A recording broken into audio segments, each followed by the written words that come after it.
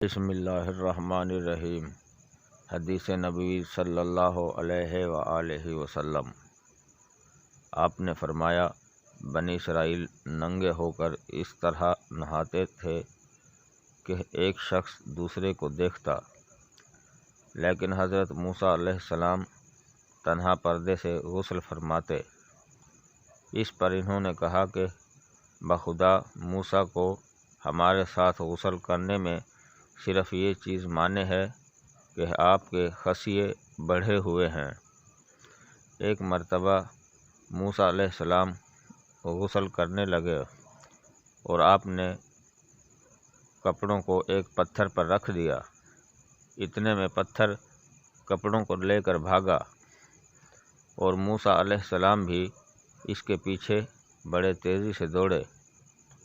آپ کہتے جاتے تھے، اے پتھر میرا کپڑا دے، اے پتھر میرا کپڑا دے۔ اس عرصہ میں بنی اسرائیل نے موسیٰ علیہ السلام کو ننگا دیکھ کر کہا کہ بخدا موسیٰ کو کوئی بیماری نہیں، اور موسیٰ علیہ السلام نے کپڑا لیا اور پتھر کو مارنے لگے۔ ابو ہریرہ نے کہا کہ بخدا اس پتھر پر 6 یا 7 مار کے نشان باقی ہیں۔ حدیث نمبر 278، کتاب صحیح بخاری، درجہ صحیح۔ ناظرین کرام، مزید اسلامی ویڈیوز دیکھنے کے لیے چینل سبسکرائب کریں اور بیل آئیکن پریس کریں تاکہ ہر آنے والی ویڈیو آپ کو بر وقت موصول ہو۔ شکریہ۔